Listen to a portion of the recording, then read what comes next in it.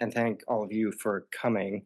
I served for a long time on the University Faculty Library Board, so it means a lot to me to be able to present this work at the library. One of the few, if not the only, institution on campus that serves the whole university. Its mission, of course, is especially important now. It's, I guess, in partial tribute to the library that I decided to present the part of my book today that deals the most directly with the problem of information. My book, which originally had an even longer and more ridiculous title, is a study of the Firesign Theatre, a four-person comedy group or theatrical troupe or media collective that made a series of astonishing records for Columbia Records between 1967 and 1975, the beginning of pop music's album era. And they saturated the culture so thoroughly that in 1971, you could have spent a monthly 4 hours a month in Willard Straight Hall, presumably lying on your back, listening to the Firesign Theatre, although that, of course, is only the second most important thing on that in that issue from the Daily Sun. I think that is the meeting that results in the forming of FGSS. Unlike most comedy records, these were not collections of skits or stand-up routines, but were instead 40-minute long, multi-layered narratives that resembled modernist literature, but used techniques that you could have heard on albums like Jimi Hendrix's Axis Bold as Love, or Magical Mystery Tour by the Beatles, about whom we'll hear a lot more later. A major theme of these albums is what communication scholars would call the mediatization of society. And one thing that I'm trying to do in this book is show how Firesign made one medium, the long-playing record album, a basis for representing and evaluating all the other media. So Firesign is structured chronologically, but each chapter is also about one of these other mediums. So I have chapters on cinema, television, the book, artificial intelligence, and the chapter I'm drawing from today about radio is on radio.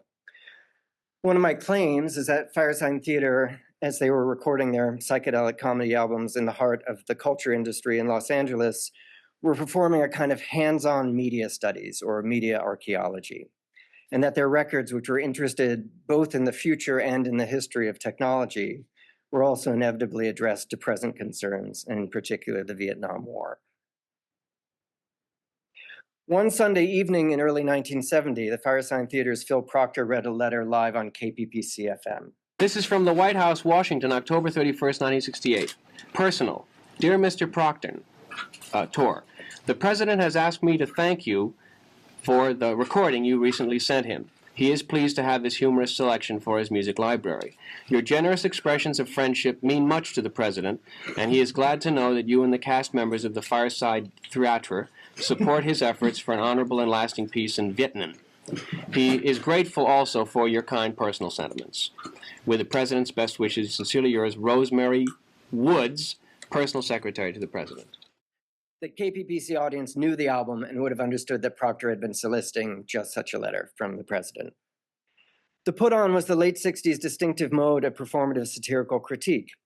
In August 1968, just before the Firesign Theatre began recording Nixon's humorous selection, media-savvy activists and the Yippies nominated a pig for president at the Chicago Democratic National Convention. Actually, they nominated two pigs. A few days later, feminists greeted the Miss America pageant in Atlantic City by crowning a sheep on the boardwalk. A year before that, Abby Hoffman had promised to culminate a massive anti-war demonstration in DC by levitating the Pentagon. In late 1966, the Firesign Theatre's first appearance had itself taken the form of a put-on.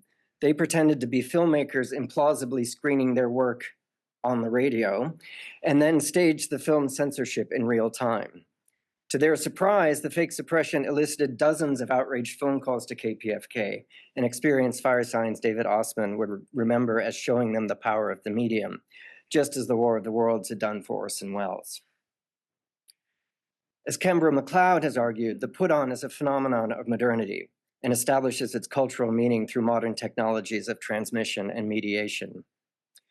One of the 20th century's most famous put-ons, Welles's War of the Worlds, was a radio fiction that played with the very new broadcast technique of breaking news bulletins, which were developed actually for coverage of the Munich Accord a month earlier. The Firesign Theatre's Nixon Vietnam put-on involved an LP album, FM radio, and the Postal Service. Its communication circuit was completed not with the uncomprehending letter Woods wrote on behalf of Nixon, but with Proctor's gleeful reading of it to the comprehending audience of their radio show on KPBC. Or, so it appeared to have been completed. A second letter, written 15 years later, reveals that the put-on's communication circuit is often much more volatile. That letter appeared in 4-Alarm Fire Signal, the unofficial fanzine that was the primary means of communication for the Firesign fan community into the 1990s. Fans used the zine's letters column to trade information about locating out-of-print records, just discovered references, or tales of old listening sessions. Chris Ward's letter in the December 1985 issue is characteristic. It marvels at the literary world building of the Firesign records. It all coheres. And expresses his appreciation for the way the zine has connected him with other fans. But it then concludes very atypically. I'm working for the US Information Agency now, and I'm constantly surprised by the number of colleagues here and in our sister agency, the State Department, who are lovers of Firesignia. I'm being sent off to Costa Rica in 6 months, and you can bet your dead presidents I'll be bringing along some of that gas music from Jupiter. Gas music from Jupiter, indeed. What does Ward's letter, which by the way was not a put-on, tell us about the put-on, or about the Firesign Theatre as practitioners, theorists, or instruments of the put-on? Founded in 1953, the US Information Agency was the Cold War Public Relations or Propaganda Bureau, tasked with telling America's story to the world. During the Vietnam years, the USIA was the major arm of the anti-communist Hearts and Minds campaign, and it dramatically increased activity in Southeast Asia after LBJ committed ground troops in 1965. Together with the Joint United States Public Affairs Office, the USIA coordinated psychological operations for the war, PSYOPs, airdropping leaflets, blasting messages inland from loudspeakers on ships, and coordinating radio programming.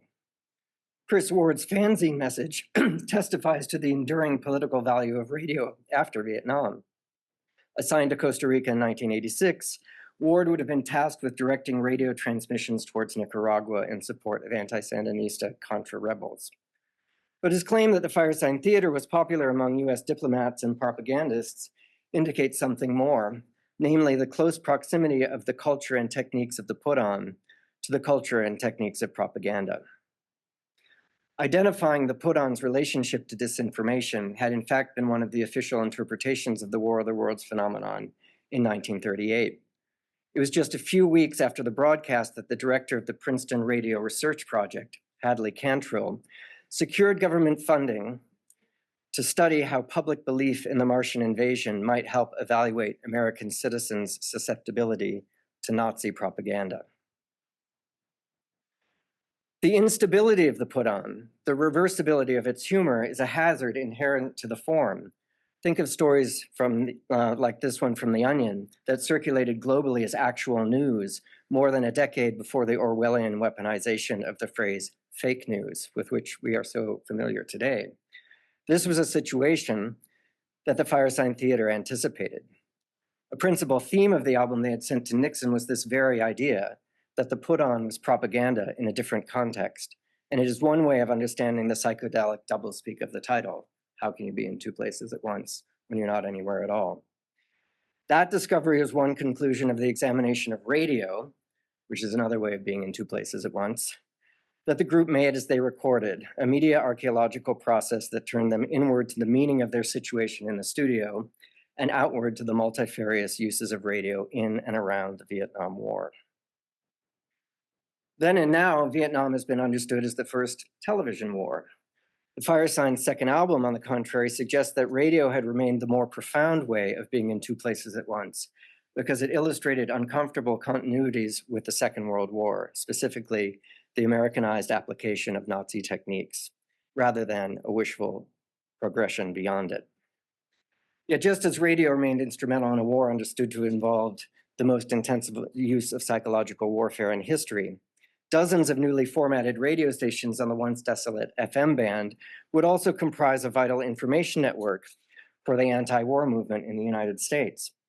This is something I can only mention in passing here, except that to point out that until a series of crackdowns in the early 1970s, the entire staff of KPPC was fired on a single day in October 1971. Well, 26 out of 33. Many of those freeform stations also regularly played the Firesign Theatre. That this dialectic would have been highly apparent to the group can be represented by the career of one of their members, Phil Austin. Before he was hired as engineer, producer, and director of literature and drama at the Pacifica Network's KPFK-FM, which is where the Firesign Theatre first came together, Austin had received his radio training as a reserve soldier in the 360th Psychological Warfare Unit of the United States Army. As if to show the reversibility of this path, Firesign fan Chris Ward had been the host of the Breakfast Special program on the Pacifica Network's Madison, Wisconsin station WORT a year before joining the U.S. Information Agency. One of the larger arguments in my book is that the Firesign Theatre made, pretty funny so far, right? So one of the larger arguments in my book is that the Firesign Theatre made the long-playing record album a medium in which to represent and evaluate all the other media. How can you be in two places at once? I'm suggesting is an album about and containing radio. This project, which was in a profound way historical, would not have been possible without new developments in the field of broadcasting. Beginning in 1967, low wattage FM stations like our own WRFI, although it came later, became the site of a mode of broadcasting that openly diverged from the hectic mix of top 40 singles, garrulous DJs, punchy advertisements, and station IDs that characterized the dominant AM radio. The stations where Firesign performed and which played their records were instead organized around uninterrupted album-length sweeps of diverse sounds and sometimes played entire album sides. WFMU in New Jersey is still broadcast very much in this style. This was part of a broader transition in popular music culture from rock and roll to rock. As the great critic Ellen Willis observed, these were value-laden, periodizing terms characterized by a shift from lo-fi AM radio, monophonic sound, the 45 single, adolescence, fun, dancing, rock and roll, to hi-fi FM stereo sound, the LP album, adulthood or young adulthood, seriousness, and listening. The last of these practices, the critic Robert Christgau would describe as music enjoyed quietly, stoned perhaps, in the company of a few friends, on a sound system that can convey its technological nuance. This practice, too, was recursive. The apparent technosocial progress of listening culture was often portrayed only semi-ironically as a renewal of the nostalgic image of absorbed collective listening associated with so-called Golden Age radio, as in this advertisement from the May 1968 Berkeley Barb, in which the legendary freeform station Kson is said to have affected the return of old-timey family radio of the 1940s. Facilitating this fantasy connection were the new techniques and technologies for recording, which enabled the production of sound worlds increasingly irreconcilable with the sonic image of musicians performing live simultaneously together. All right, records were precisely meant to be records of the event. But this transition is best figured, probably inevitably, by the career of the Beatles, which in less than 2 years led from the string quartet of Yesterday, August 1965, and sitar and Norwegian Wood, also 1965, to the ludic diegetic sound effects on Yellow Submarine, 1966, to the esoteric inner sound worlds of Strawberry Fields Forever, and then finally outwards towards an album that pretended to have been made by a metafictional Lonely Hearts Club Band in June 1967. The author Devin McKinney has since called the Sgt. Pepper concept the most brilliant fake in rock and roll history, but that was 30 years after the Village Voice's Richard Goldstein had written that, by the third depressing hearing, it begins to sound like an immense put-on. Such fictional effects relied on the collaboration of many elements, including the visual, but the most important were clearly electroacoustic tools like multitrack recording. In their 2007 study of oral architecture, Barry Blesser and Linda Ruth Salter examined the way these devices led from the simulation of Renaissance linear perspective, sound that produced the illusion of rational Euclidean space, to sonic forms that resembled, I'm quoting, cubism, futurism, Dadaism, surrealism. Though it came late in the history of the arts, sound recording, they suggest, accomplished what it had taken painting centuries to realize, at least in the Western tradition.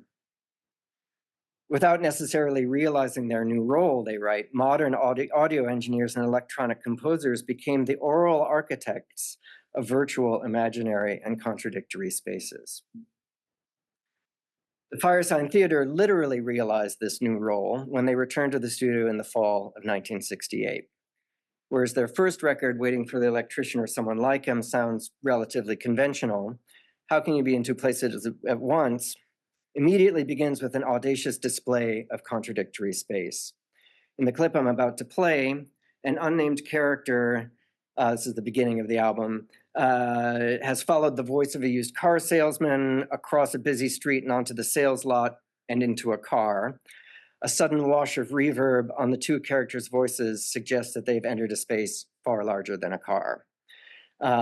Stereo panning moves the characters around this new contradictory space as the salesman proceeds to demonstrate the car's numerous devices, which include FM, AM, and shortwave radios, television, and literally a kitchen sink, which turn on one by one, revealing in an extreme way how an LP album could contain and represent radio, and transforming what once seemed a quiet and roomy space into one that sounds very busy and claustrophobic. By the way, we also have FM right here. FM over here? Let me try it. Oh, up in your wife and head in any direction on the freeway of your choice, and we'll see you in a couple of hours here at Ralph's Spoils Ford Motors, the world's biggest, here in the city of fine music. Thanks for the insurrection, and now back to our morning concert of afternoon showtime favorite, The Magic Bowl Movement from Symphony in C minus by Johann Amadeus Matetsky. Hey, Ralph, that's great fidelity on that FM. Embedded obscurely is the joke that all four broadcasts have the same sponsor, and that the sponsor, Ralph Spoilsport, is himself there in the car. But the more visceral experience of listening conveys the deeper point, which is about the ubiquity of media transmissions or the mediatization of society. But we don't stay with this point for very long. The protagonist will soon drive off in the car, where he'll discover that the car's climate controls are means of changing the scene and location of the story itself. Dust storm, winter wonderland, spring fever, Indian summer, and the tropical paradise of Vietnam. Wow! What a groove! A tropical paradise!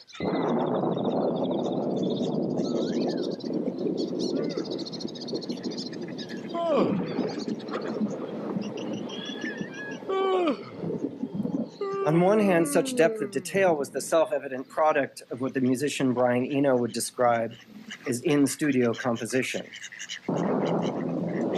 Firesign's Columbia contract uniquely permitted them to sacrifice royalty payments for unlimited time in the studio, which allowed them to write and record iteratively, beginning a piece before they knew the ending. And it also allowed them to experiment with new music and sound recording techniques, such as the newly invented Moog synthesizer, 8-track recorder, Dolby noise reduction, all of which were installed at Columbia's state-of-the-art recording studio. Located at the corner of Sunset and Gower in Hollywood, CBS Columbia Square was where the Byrds had cut 8 Miles High. Simon and Garfunkel made Bridge Over Troubled Water. It was also Brian Wilson's preferred studio for recording vocals, even though the Beach Boys were on Capitol, not Columbia. But the vocals on Pet Sounds and Good Vibrations are recorded at Columbia Square. These were all recordings that had experimented with quasi-architectural sonic effects. But in a way that was not true for the musicians, the new Firesign album also directly invoked the longer history of Columbia Square, which had opened in 1938, not for the purpose of making records, but rather as a cutting-edge facility made for radio broadcasting. For more than 2 decades, it was home to programs from Jack Benny and Orson Welles, to Suspense, Gunsmoke, and Our Miss Brooks. The great playwright Norman Corwin called it radio's Mecca. But in 1961, as classic radio declined, CBS converted Columbia Square for the emergent practice of high-fidelity stereo recording. With free rein to explore, the Firesign Theatre discovered abandoned technologies and devices from the radio days throughout the building. There's the enormous echo chamber, which the musicians had used, a plethora of sound effects devices used for Foley, doors, guns, wind machine, a board for making footsteps, Hammond B3 organ, and a set of forsaken RCA ribbon microphones that were ideal for on and off voice work, and any singer would want to use today, which gave their new record a spatial depth the first one did not have. Inspired by Columbia Square's admixture of old and new, Firesign's Phil Proctor would later explain, "We wanted to produce the records as if radio had continued into the modern era with the full force of energy it had during its so-called golden age. What would it have sounded like?" What Proctor is describing here is close to what we might now call media archaeology, or at least one strain of it, a field that emphasizes genealogies and counter-genealogies, technology and technique, and alongside critical research methods places emphasis on practice and doing media studies. That this historical investigation was deliberate can be heard not only in the album's call-outs to radio dramas like The War of the Worlds or Lucille Fletcher's Hitchhiker, and I might mention that I've been posting about these on Substack recently with sound clips, and I've discussed it further in the book. But it could also be heard in the references, and all the references to Columbia Square's heritage as the studio that had broadcast some of the most renowned democratic or anti-fascist radio propaganda of the Second World War, notably Norman Corwin's plays. Firesign Theatre was acutely aware that they had inherited this history in the context of the crisis in Vietnam, and they would have comprehended these words written by the first American journalist to be expelled from Nazi Germany, Dorothy Thompson, in 1934. Radio is to propaganda what the airplane is to international warfare. Or, as a well-known German media theorist would put it, the entertainment industry is, in any conceivable sense of the word, an abuse of army equipment. Friedrich Kittler's famous and notorious motto extended Dorothy Thompson's observation by remarking how the sound technologies, which by the 1950s would comprise the culture of high fidelity, radio, amplifiers, headphones, stereo transmission, had originally been invented to serve military communications and intelligence operations in the 20th century's two world wars. Taken together, he suggests, these technical innovations enabled an unprecedented power for directing, misdirecting, or otherwise controlling human beings, an argument that we now associate with scholars of data and surveillance like Shoshana Zuboff or our colleague Karen Levy. And for Kittler, the ominous implications of the new technologies did not disappear when they were repurposed in consumer goods after the war. To cite another one of Kittler's mottos, radio, the first abuse of army equipment, led from World War I to II. Rock music, the next abuse, led from World War II to III. Kittler no doubt would have extended his acid observations to include Phil Austin of the 360th Psychological Warfare Unit, since he had been the Firesign member most involved in the production of their albums. If in Kittler's famous reading, the song Yellow Submarine hails the military shipyards and naval bases of the Beatles' Liverpool, it's less for the lyrics sung by Ringo Starr than for what he calls the impossible hi-fi space in which we hear them. At once inside the submarine and what Kittler calls the psychedelic brain, it is synonymous with Blesser and Salter's contradictory space.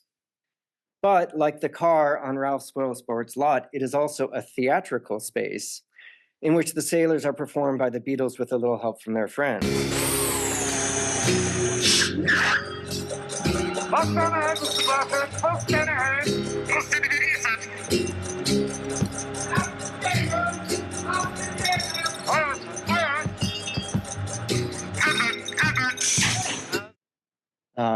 My point is, that's radio drama, right?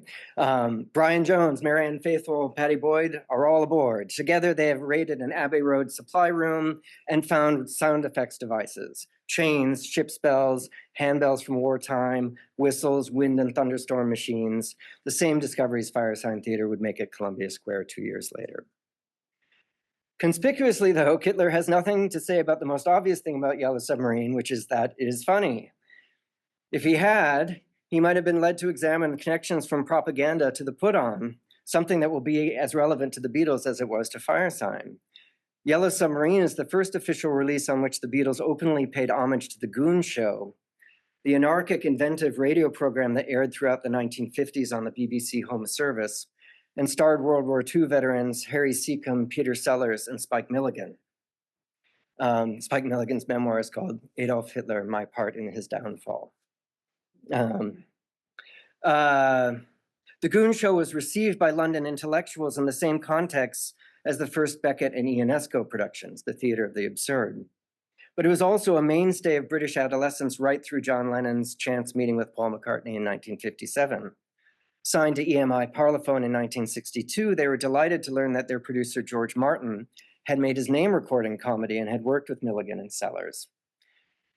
When Lennon reviewed the Goon Show scripts for the New York Times in 1973, he suggested that Nixon could be sent a copy, which he could have kept next to his Firesign Theatre album. More than one person has pointed out that Goon humor is military humor, and that it became a template for the kind of playful code that the Beatles used as they were speaking together in public, for instance, in the many early press conferences that became the template for the rapid-fire script of the 1964 film A Hard Day's Night, and would in turn inform a key early essay by Greil Marcus on the subject of what he called rock and roll as a secret and common experience.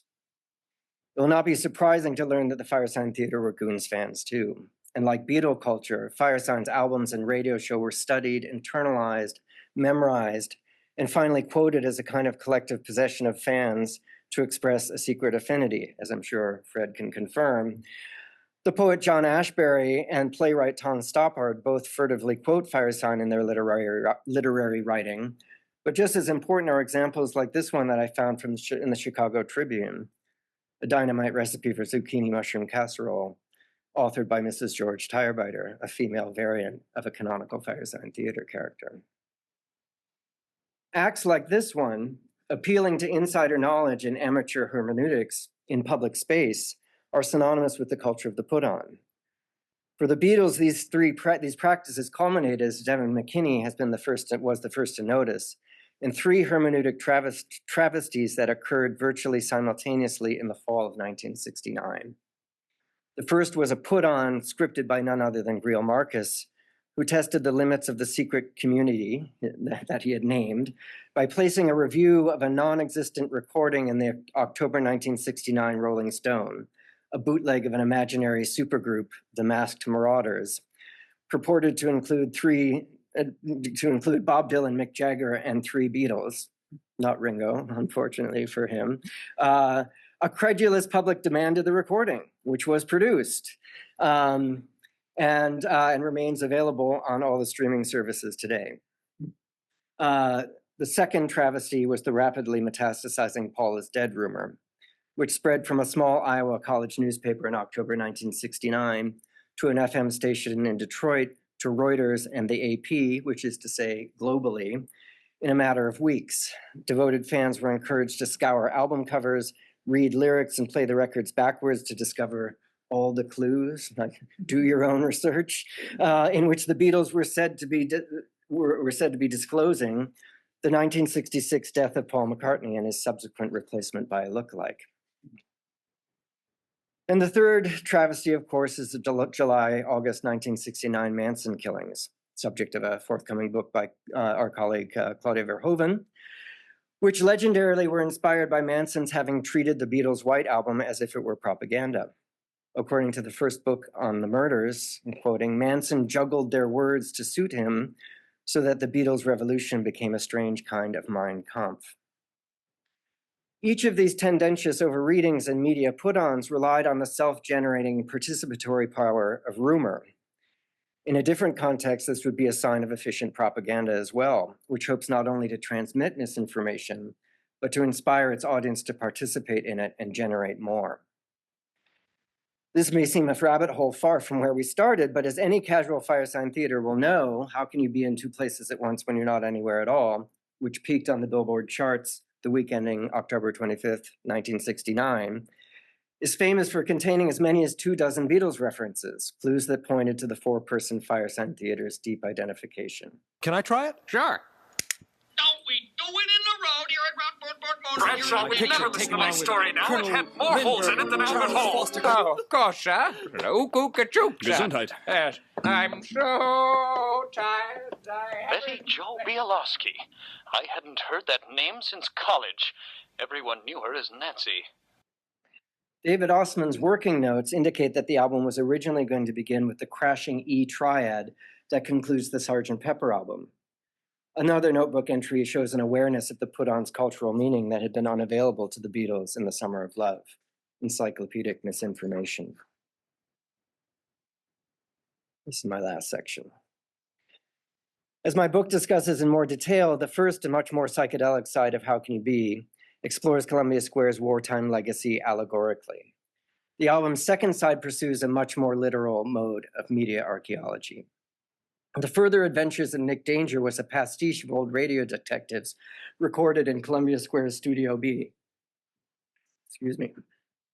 The site of old CBS procedurals like The Adventures of Philip Marlowe or Yours Truly, Johnny Dollar. Whereas side one featured a dizzying array of edits and overdubs, Nick Danger was tracked entirely live. The group producing their own sound effects and ambient sound together with David Grimm on the House Hammond B3 organ. And you can see that Phil Proctor, who's the third from the left, is using the sort of vintage walking board to make the sound of footsteps. For Phil Austin on the far right, who is Nick Danger. For almost a half hour, Nick Danger plays as a relatively straight parody. Though spiked with anachronistic references to drugs, the Beatles, and the occult, the pastiche remains formally faithful until 4 minutes from the end. At this point, the group showily introduces a contemporary studio technique, the overdub, to impose an audacious conclusion. An accident involving a time machine, narrated from within a flashback, results in the chaotic doubling of all the story's principal characters. An effect we've already accidentally heard. The narrator protagonist, Nick Danger, seeks to return the scene to the present and to the world of narrative realism, but there will be a twist. I did a quick 20/20 on the whole scene. I thought that I was the only one going insane, but now we are all in this together. I knew what I had to do. I didn't like it, but that never stopped me before. All right, everybody, take off your... Ladies and gentlemen, we interrupt this scheduled transmission to bring you an announcement of national importance from the White House in Washington, D.C. Ladies and gentlemen... Clear, go. Ladies and gentlemen, the President of the United States. My fellow Americans, this morning at 6:25 a.m. Pacific Standard Time, combined elements of the Imperial Japanese Navy and our forces ruthlessly attacked our naval base at Pearl Harbor in the Hawaiian Islands. I have conferred this morning with the Congress and the Chiefs of Staff in emergency session. We have reached our rendezvous with destiny. It is our unanimous and irrevocable decision that the United States of America unconditionally surrender. And now my wife and I would like to return with you for the thrilling conclusion of Private Nick Danger, Third Eye. I've solved another one for you. Danger, I'll never know how you do it. I was sure I had the goods on you this time. Well, Bradshaw, it's like in the Army, you know. The great prince issues commands, founds states, vests families with fiefs. Inferior people should not be employed. Nick, I can't knock success, but you still put me through too many changes.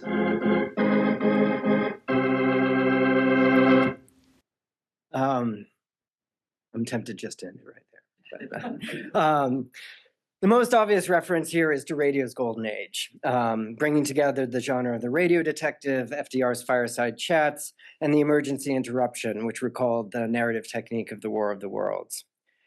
Just as available to the Firesign Theatre's contemporary audience, if not more so, was the way the final Nick Danger sequence incongruously employed a signature technique of late 60s freeform radio, which, especially in California, indulged in trendy spiritualist practices from the reading of horoscopes and tarot cards to, in this case, consulting the I Ching, which is the source of Nick Danger's hilariously arbitrary response to Sergeant Bradshaw.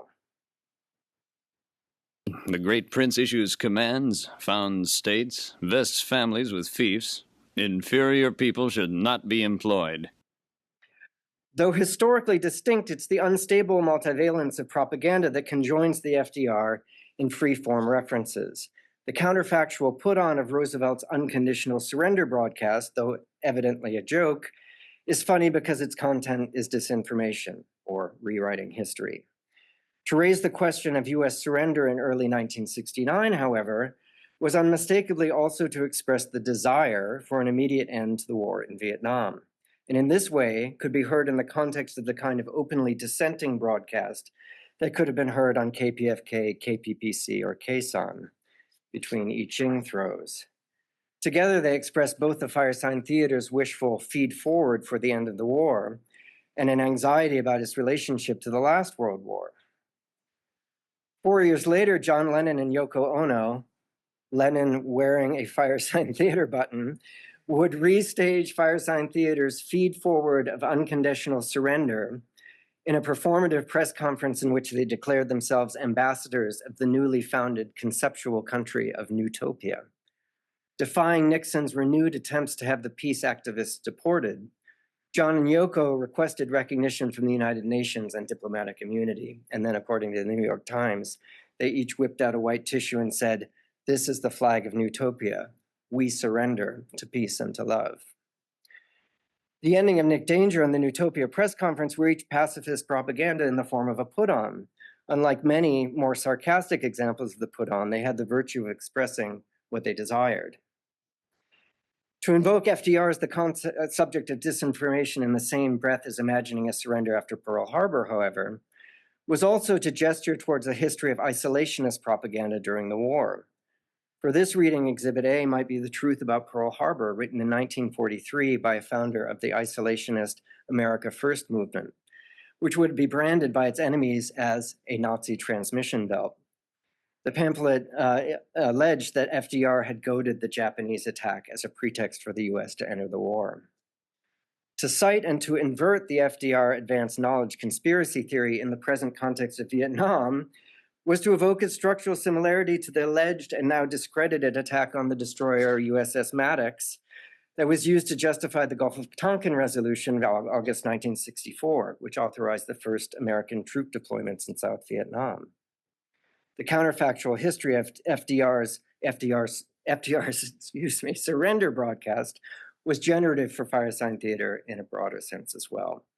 It provided a context that conjoined both sides of the album and pointed to the two that followed, which together could be seen to describe a United States that had secretly succumbed to fascism on or around World War II. Sit down, Lurleen. This may be rough.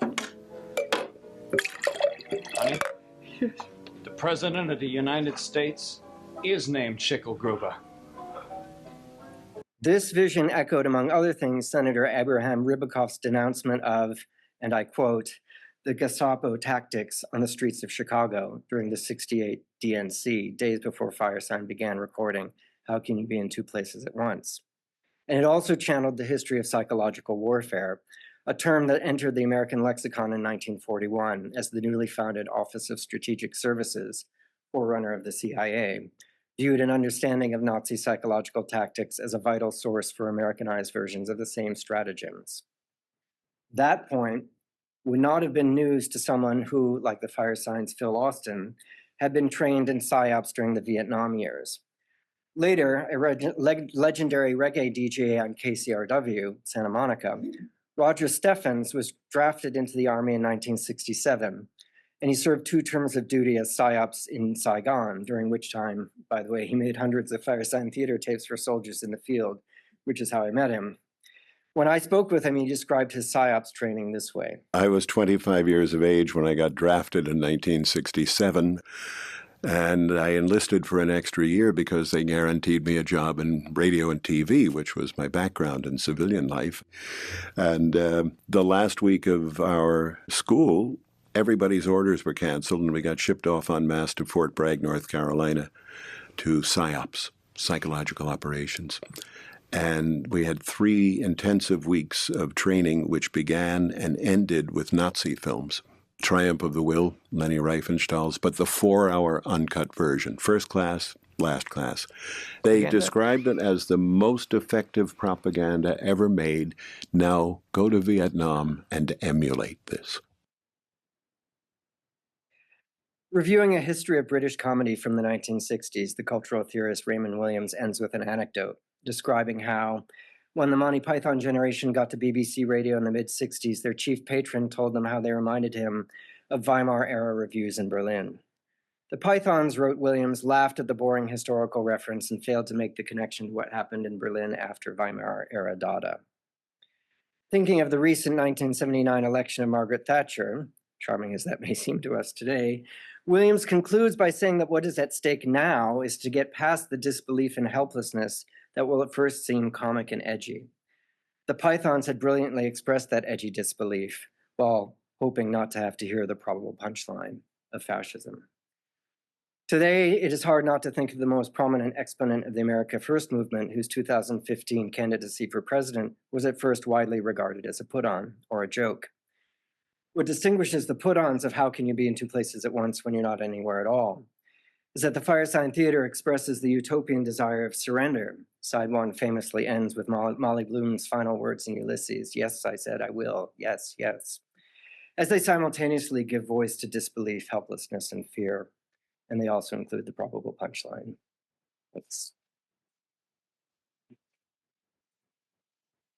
How did you first discover the Firesign Theatre?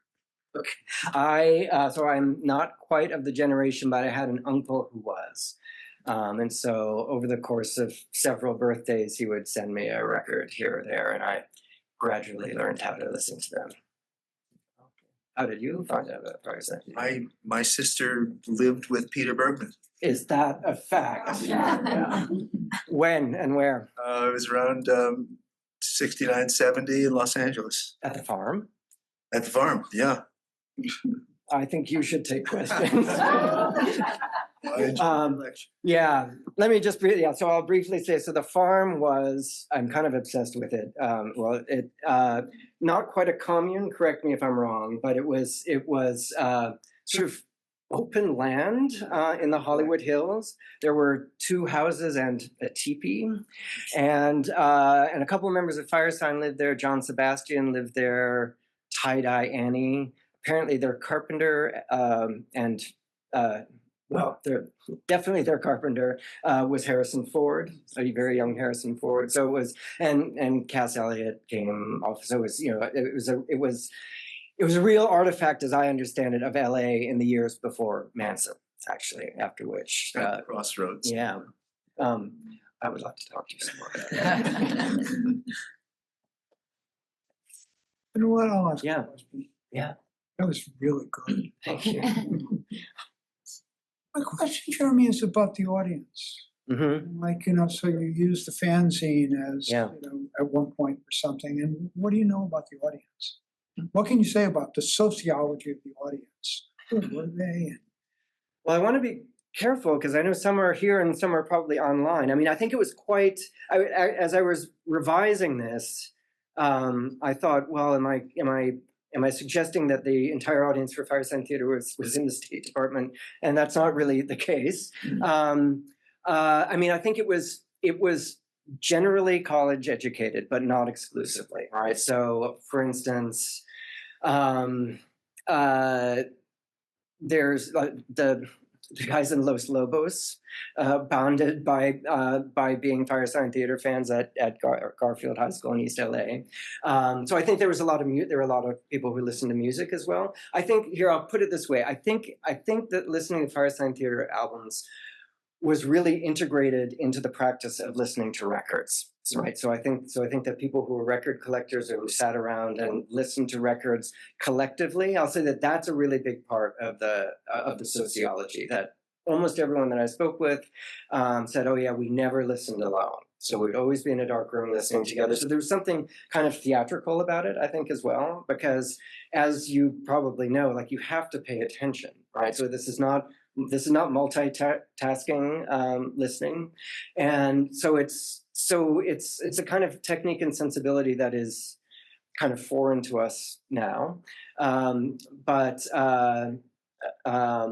yeah, that was certainly the case. I mean, I think that the audience was mostly male, but as you suggest, there were definitely female listeners, and I'm sure that the person with the zucchini mushroom casserole recipe was probably like, that's Mrs. George Tyrider. So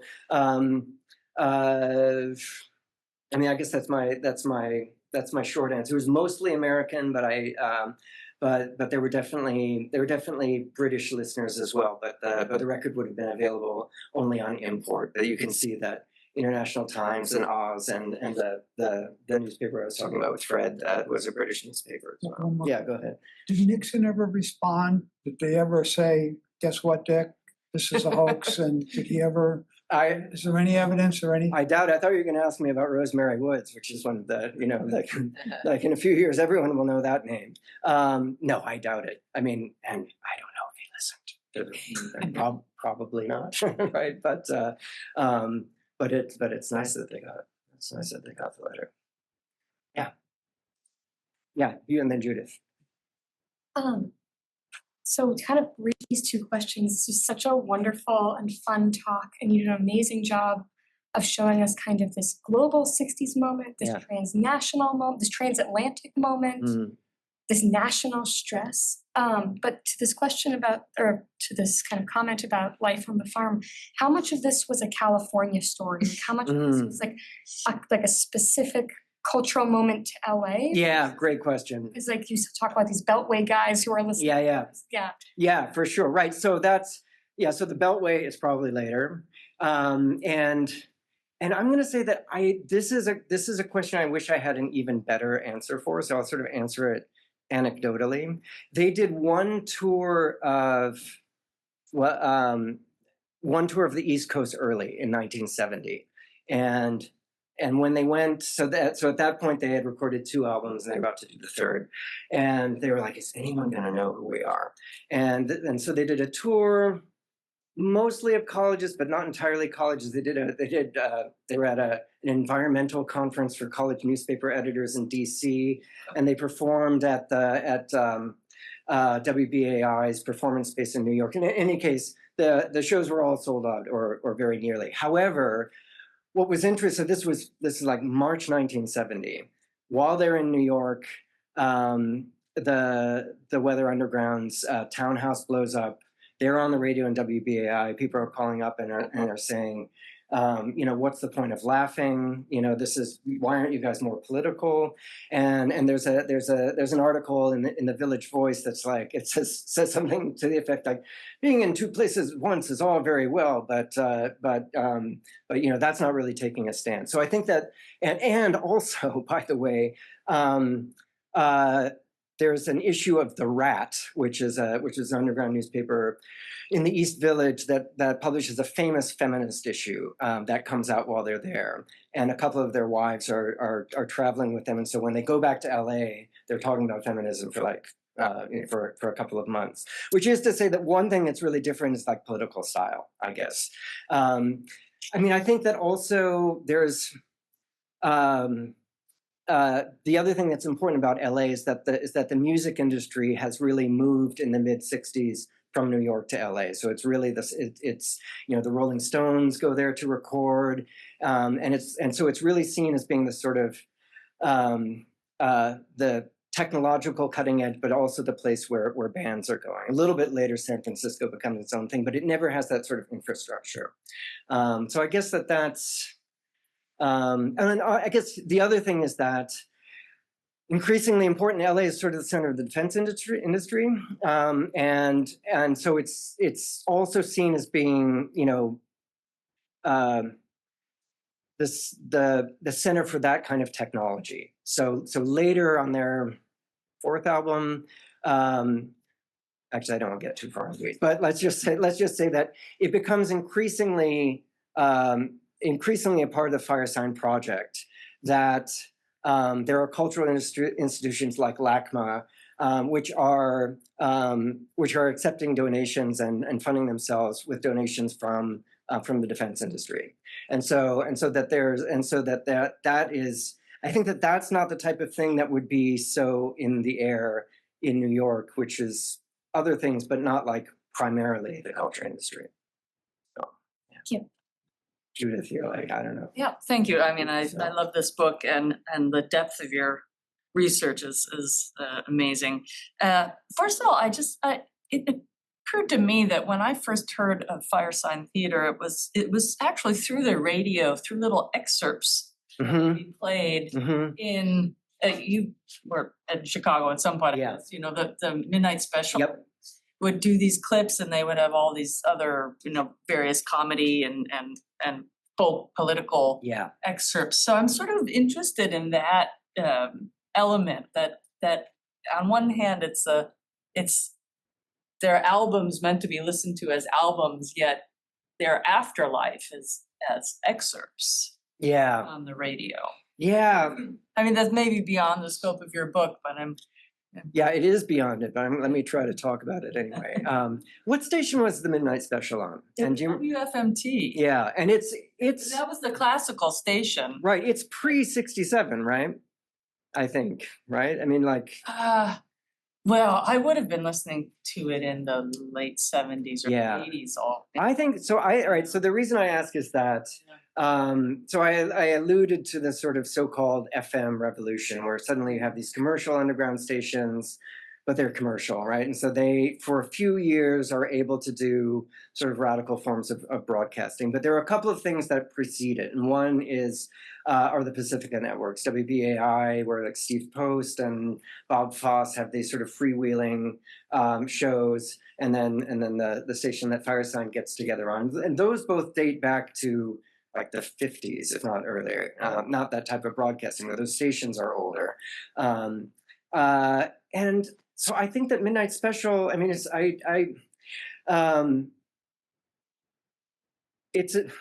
it's worthy of a book, and it's important. But I think that I'll say this: the records themselves, especially in the vinyl era, are hard to excerpt because they're not banded, right? So it's just right. So you would have to really know how to do a needle drop.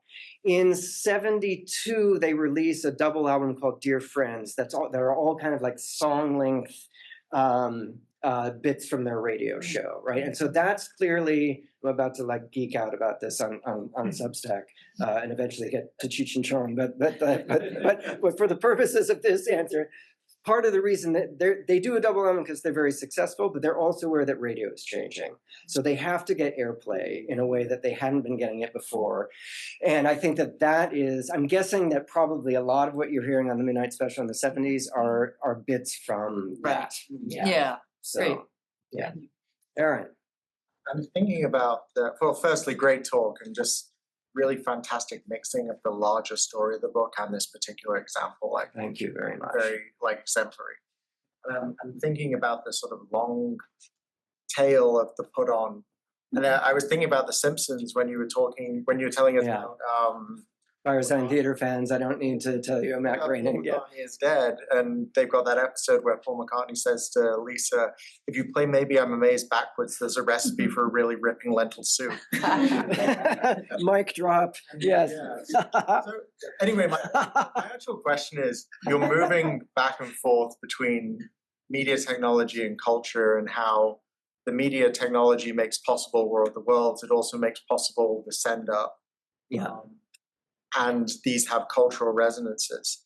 And my kind of thought is, at some point there's an entropy where that send up just no longer works. It's no longer arresting, it's possibly no longer funny. My question is kind of, and this is maybe too blunt, is that a media story or a cultural story?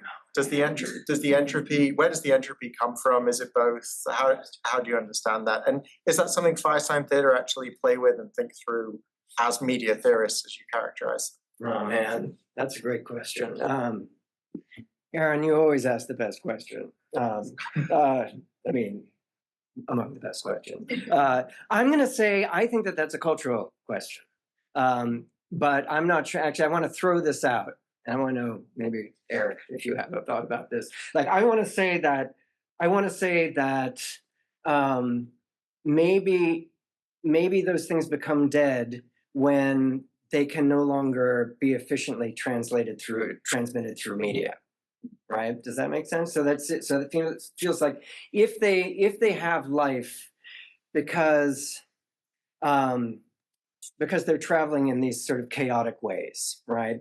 And incidentally, we could go on YouTube right now and extend the Paul is dead thing, which I suggest we do not do. But there is still like a pocket of the internet that's still doing Paul is dead. But I think that's because of YouTube, right? If it were not being taken up, then I'm just going to say I'm not sure that I agree with what I'm saying, but I do think that this is an answer, and I'm just going to put this out for you to think about. I want to say that that the put on becomes dead when it's no longer circulating. Right, which is to say that it no longer accrues like more information or more evidence or further, I guess, sort of dupes or insiders. Anyone want to take that up? I'm not sure that that's true, but I think it's a good working hypothesis. And I think that makes sense. Yeah. The YouTube thing is illustrative in some ways because it tells you that part of that accreditation could be new media technologies that can add to it. Yeah. So there might be a media side too. Yeah. In the way that you're thinking about. Yeah, I think that's right. I mean, I'll just say that when I went into the Paul is dead thing, and there's an amazing book called Turn Me On, Dead Man, which I got Claudia Verhoeven also really obsessed with. Like half of it is sort of like citizen historiography, and half of it is like just craziness. So it's actually unclear if they really believe it or not. But when I was reading, I was like, I actually know all like, how do I know that you put a mirror up to the bass drum on Sgt. Pepper and it says like I won X he die, right? Like I still knew like some of the key Paul is dead things. I'm not sure that that's interesting, but I guess I've forgotten the mode of transmission. But so yeah, Paul. Oh, go ahead. Yeah. Yeah.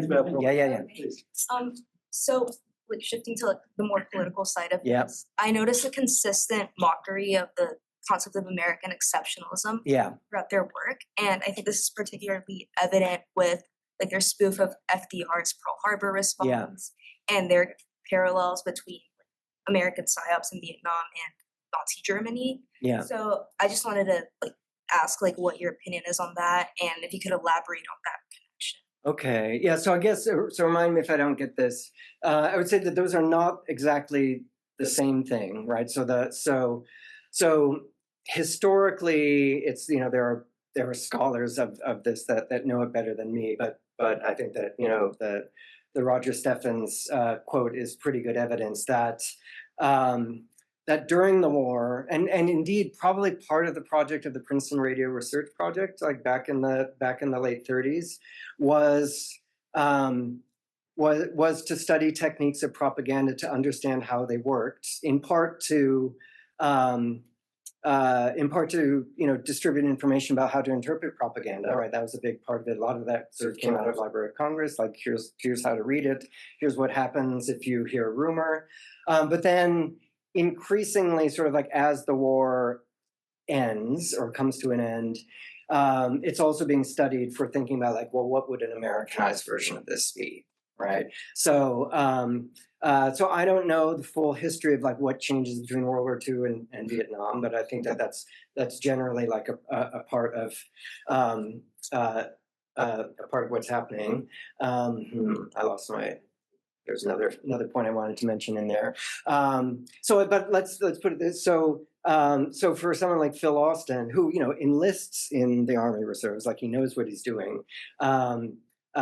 He's sort of seeing this from the inside. Now, as far as the critique of American exceptionalism, like that's very much, that's super in the air in the 60s because this is a time when it's very clear that the war in Vietnam is part of an American imperial project. There are thousands of people being drafted every day to be sent to Vietnam. As Firesign Theatre are aware, they have people that they know are in Vietnam, and so this becomes a moment when where the critique of American exceptionalism becomes very much like a part of American culture. Like I think, what year is Howard Zinn's People's History? It's like early 70s, I think, right? Yeah. So that's a part of that as well. I mean, when I was interviewing David Osman, he said, well, you have to realize that, like, for us being patriotic meant in some ways being opposed to patriotism, right? So yeah.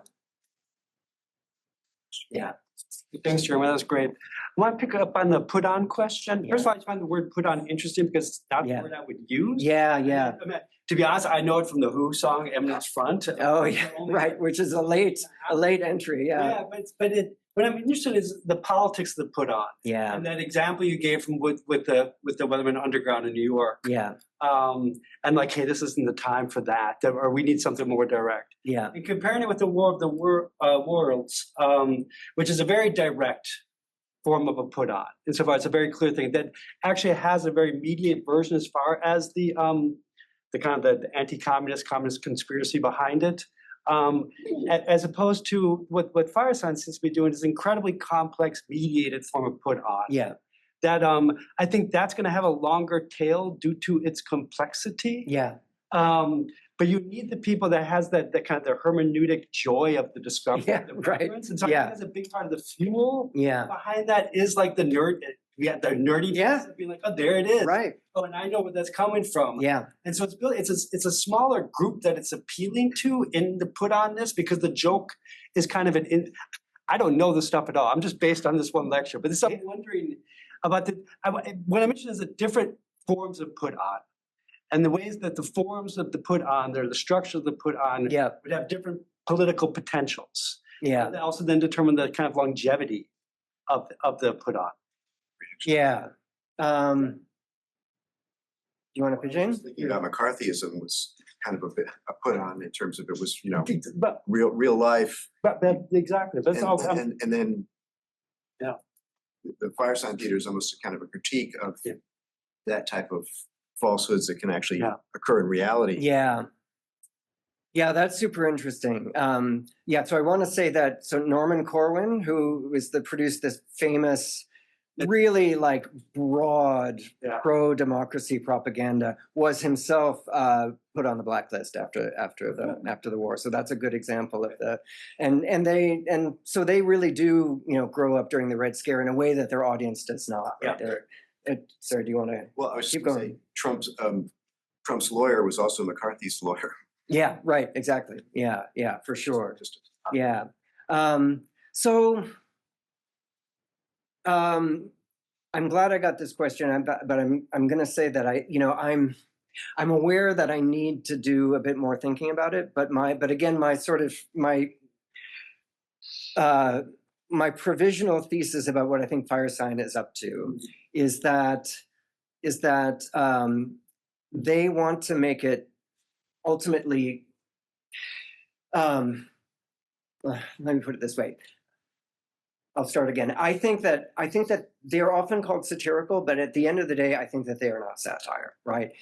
Which is to say, I think that their project is not so much about an expression of sort of like anger in the way that sort of the yippies, for example, would be, even though that they're quite funny. And I think that one of the ways that Firesign is working it out is in fact to say that it is to state what they want, right? That is to say that they're essentially pacifists and they want to surrender. Does that make sense? Right. So, I mean, the other part of the question that I think that we can talk about at greater length is that. I mean, I think there is a ton of nerding out, and that's a huge part of what listening to the records are. And they, one thing that they realized is that, the difference between records and radio is that you want to listen to it more than once, right? So so that's why they made them so dense. But is that really different from like the Paul is Dead people are also nerding out, right? And so one of the things about the reception of Paul is Dead that's kind of hilarious, but is haunting, and I don't quite know what to do with. Because one thing, like it is a lot like QAnon, right? Is that, so on the one hand, there are people who are like, oh my God, he's dead, right? Like, why? There's John Lennon is starting a new religion, right? I mean, it really is stuff like that. And then there are people like, this is fun, but it's obviously not true. But then there are people who are like, okay, it's not true, but what about all the clues they're leaving us, right? And so there is something about, I guess I'll put it this way, it's about what interpretation is for. And I think it's not an accident that this is all happening like at the time when English is the most popular major in the university. So it has a lot to do with like textual criticism. So I think we could go on for. Okay. Yeah. No, I've kept you way too long. So I'm going to exercise MC's privilege and ask you one more question. All right. I also want to mention too, if you play Abbey Road backwards, you clearly hear John saying, "I buried Paul." I'm sorry. It's here, I believe. Anyway, Fred, that's I Am the Walrus. You mentioned.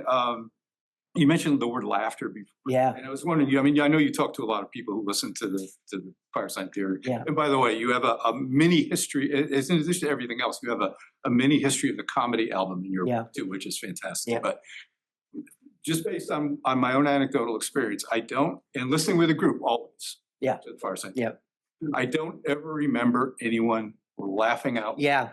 And yet they were marketed as a comedy group, zany group, but I think it's because my theory is they created such an absorbing soundscape. They were world builders. And I think people were actually afraid to laugh, even if they thought something was funny, because they didn't want to break the mood of I mean, have you gotten any kind of feedback from people? I've never heard that, but that doesn't surprise me. Like, I mean, I would suspect that there was laughter, but I was interviewing like the guy who gave me, let's see, I didn't put this on, but I too have John Lennon's pin. Here, I'll put this on for the last question. So the guy who gave me this is like a legendary like Firesign fan who went to this studio with them, and he said that the first time that he listened, he like walked into a room and people were, he didn't know what he was listening, where he was going, but it was dark, and we were like, shh, shut up. Sit down, listen, right? So I do think that was,